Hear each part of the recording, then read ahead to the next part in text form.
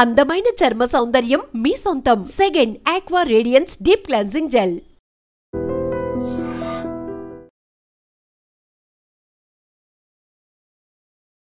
Pahalgam incident జరిగిన తర్వాత తన మన అని భేదమేమీ లేకుండా అందరి మీద పూర్తి నిఘా పెంచేసింది కేంద్ర హోంశాఖ అనుకోండి, లేకపోతే నిఘా వర్గాలు అనుకోవచ్చు. అందులో భాగంగానే ఇప్పుడు స్లీపర్ సెల్స్ ఎవరైతే ఉన్నారో వాళ్లకు సంబంధించిన ఇన్ఫర్మేషన్ ఒక యూట్యూబర్ మనకు తెలుసు జ్యోతి, ఆ తర్వాత మొన్న జరిగినటువంటి సిరాజ్ అండ్ సమీర్ ని అదుపులోకి తీసుకోవడం కావచ్చు, ఇంకా కూడా ఒక 14 నుంచి 15 మంది స్లీపర్ సెల్స్ ని పూర్తిగా మన దగ్గర ఇన్ఫర్మేషన్ ని పూర్తిగా పాకిస్తాన్ కి డబ్బులు తీసుకొని చేరవేసిండ్రు అనేది వీళ్ళ మీద ఉన్నటువంటి అభియోగం. వీళ్ళందరినీ కూడా అదుపులోకి తీసుకొని రిమాండ్ కి తరలించి పూర్తిగా ఇన్వెస్టిగేషన్ చేస్తున్నారు. సో రోజుకో సంచలనమైన విషయాలు బయటకు వస్తున్నటువంటి క్రమంలోనే ఏకంగా ఇప్పుడు సిఆర్పిఎఫ్ జవానే పాక్ కి పూర్తిగా డబ్బులు తీసుకొని అమ్ముడు పోయి మన రక్షణ వ్యవస్థకు సంబంధించిన పూర్తి ఇన్ఫర్మేషన్ ని పాకిస్తాన్ కి చేరవేసిండు. అది ఎప్పటి నుంచి అంటే 2023 దగ్గర నుంచి కూడా ఈ సిఆర్పిఎఫ్ జవాన్ పూర్తిగా పాకిస్తాన్ కి మన రక్షణ శాఖ మన సైనిక సంబంధాలకు సంబంధించిన ఇన్ఫర్మేషన్ ని పాకిస్తాన్ కి చేరవేస్తున్నాడు అనేసి పూర్తిగా ఒక ఇన్ఫర్మేషన్ అయితే అందినటువంటి పరిస్థితి అయితే కనిపిస్తోంది. ఇప్పుడు సిఆర్పిఎఫ్ జవాన్ ఆయన ఎప్పటి నుంచో విధులు నిర్వహిస్తున్నాడు. అట్లాగే ఈ దాడి జరగకంటే ముందు పెహల్గామ్ లో కూడా ఆయన విధులు నిర్వహించినట్టుగా ఇప్పుడు సంచలన విషయాలు అయితే బయటకు వచ్చినటువంటి పరిస్థితి. ఈయన పేరు వచ్చేసి మోతీలాల్. ఈయన మన సైన్యంలో ఉంటూ పాకిస్తాన్ సైన్యానికి ఆర్ పాకిస్తాన్ వాళ్ళకి మన ఇన్ఫర్మేషన్ ని చేరవేసిండు అంటే ఇక దీన్ని ఎట్లా అర్థం చేసుకోవాలి అంటే మన ప్రాణాల్ని ఆర్ మన దేశ పరువుని తాకట్టు పెట్టి దేశభక్తి అంటూ ఏమీ లేదు కానీ నాకు పైసలే ముఖ్యం అనుకున్నాడు. కాబట్టి పూర్తిగా మన ఇన్ఫర్మేషన్ ని ఏది కావాలంటే అది, నీకు ఏ ఇన్ఫర్మేషన్ కావాలి, ఇప్పుడు పెహల్గామ్ లో దాడి జరగబోతోంది, పెహల్గామ్ లో దాడి చేస్తాం కాబట్టి నువ్వు అక్కడ విధులు నిర్వహించు, అక్కడ ఏమేం జరుగుతుందో మాకు చెప్పు, ఆ ఇన్ఫర్మేషన్ అంతా తీసుకొని మేము బాంబ్ దాడి చేయబోతున్నామని వాళ్ళు డిసైడ్ చేసుకుంటారు. ఈయన ఇన్ఫర్మేషన్ పాస్ చేసిండు. ఇప్పుడు ఇన్వెస్టిగేషన్ లో ఆయన చెప్తున్నటువంటి విషయాలు ఇవి. సిఆర్పిఎఫ్ జవాన్ అంటేనే మనను కాపాడేవాడు అని అర్థం.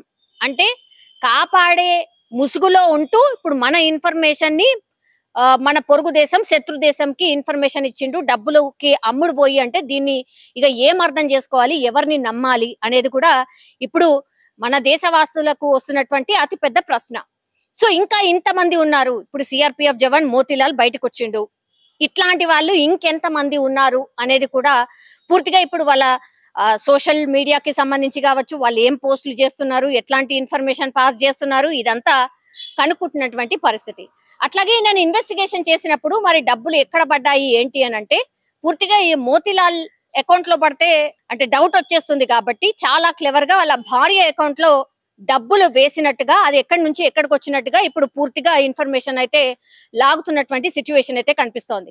అంటే పెహల్గామ్ దాడి కంటే ముందు ఎంతమంది సహకరించారు పాకిస్తాన్ కి అనేది ఒక్కొక్కరికి బయటకు వస్తున్న పరిస్థితి స్పష్టంగా మనకు అర్థమవుతోంది. ఇప్పుడు యూట్యూబర్ జ్యోతి, ఆమె కూడా పెహల్గామ్ దగ్గరికి వెళ్ళి ఆమె కూడా చూసొచ్చి వీడియోస్ తీసుకొని ఒక రకంగా ఆమె వీడియోస్ చూస్తే స్పష్టంగా అర్థమవుతుంది. అంటే పెహల్గామ్ లో ఏముంటది, ఏంటిది, ఎట్లా దాడి చేయొచ్చు, ఎవరిని టార్గెట్ చేయొచ్చు అంతా కూడా ఆమెకు ఇన్ఫర్మేషన్ పాస్ చేసింది. ఇప్పుడు సిఆర్పిఎఫ్ జవాన్ ద్వారా కూడా అక్కడ జవాన్లు ఎంతమంది ఉంటారు, ఎక్కడెక్కడ పహారా ఉంటది, ఎక్కడెక్కడ మనం తిరగొచ్చు, ఎక్కడెక్కడ దాడి చేయొచ్చు, ఈయన కూడా పూర్తిగా ఇంకో రకంగా ఇన్ఫర్మేషన్ ఇచ్చినట్టు లెక్క. సో వీళ్ళందరినీ ఏం చేయాలి మరి? సరే రిమాండ్ కి తరలించిండ్రు, ఇన్వెస్టిగేషన్ చేస్తున్నారు. ఇంకా ఎంతమంది ఉన్నారు కనుక్కోవాల్సిన అవసరం ఒకటి. ఆ తర్వాత ఇంకా ఏ ఇన్ఫర్మేషన్ ని పాస్ చేసిండ్రు పూర్తిగా ఇప్పుడు రిమాండ్ కి తీసుకున్న తర్వాత ఆయన దగ్గర నుంచి అయితే ఇన్ఫర్మేషన్ లాగుతున్నారు. వీళ్ళే కాదు, ఇప్పుడు సిఆర్పిఎఫ్ జవాన్ ఒకతన, తర్వాత యూట్యూబర్ ఇంకొక ఆమెన, ఆ తర్వాత ఇప్పుడు స్లీపర్ సెల్స్ కింద ఒక 15 నుంచి 16 మందిని వాళ్ళని అదుపులోకి తీసుకున్నారు. పాక్ కి సంబంధించి ఇన్ఫర్మేషన్ పూర్తిగా పాస్ ఆన్ చేసిండ్రు అని. ఆ తర్వాత మొన్న సిరాజ్ అట్లాగే సమీర్ ని వాళ్ళ అదుపులోకి తీసుకున్నారు, ఇప్పుడు వీళ్ళ. సో దగ్గర ఇప్పుడు మన లెక్క ప్రకారమే ఒక 20 మందిని పూర్తిగా పాకిస్తాన్ కి సహకరిస్తున్నట్టుగా భావిస్తున్నారు. వాళ్ళ దగ్గర నుంచి పూర్తి ఇన్ఫర్మేషన్ తీసుకుంటున్నారు. వాళ్ళు ఒక్కొక్కరిని ఇన్వెస్టిగేషన్ చేసినప్పుడు ఒక్కొక్కళ్ళు ఒక్కొక్క రకంగా జవాబు చెప్తున్నారా, లేకపోతే నిజంగానే వీళ్ళు ఇన్ఫర్మేషన్ పాస్ ఆన్ చేసింది ఒకే రకంగా ఉందా, పహల్గాం దాడి కాకుండా ఇంకా ఎన్ని చోట్ల దాడి చేయాలనుకున్నారు, ఇంకా ఎంతమంది స్లీపర్ సెల్స్ ఉన్నారు, వీళ్ళ అకౌంట్స్ ఏంటి, వీళ్ళ ఫ్యామిలీ ఏంటి, ఇదంతా కూడా ఇన్ఫర్మేషన్ పూర్తిగా సేకరిస్తున్నారు.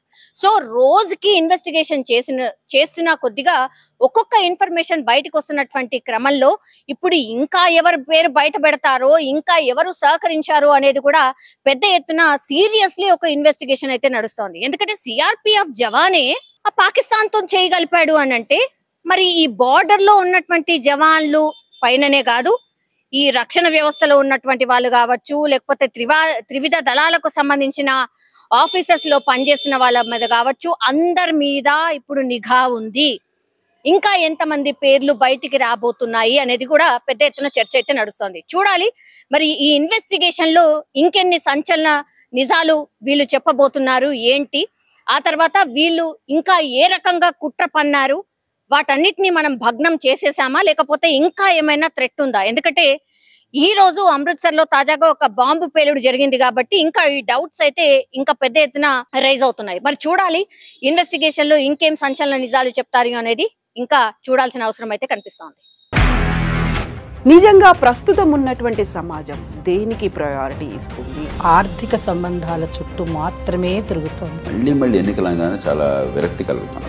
మంచి అనిపిస్తుంది కదా, లేడీస్ కూడా ఛాలెంజింగ్ జాబ్స్ చేసినప్పుడు చాలా బాగుంటది. ట్రాఫిక్ అసిస్టెంట్స్ గా నియమించిన ట్రాన్స్జెండర్స్ అందరితో సాల్యూట్ చేయించుకుంటున్నారు. ఫుడ్ డెలివరీ ఇవ్వటానికి వెళ్ళినటువంటి డెలివరీ బాయ్ అనిల్ పై కళ్ళ ముందు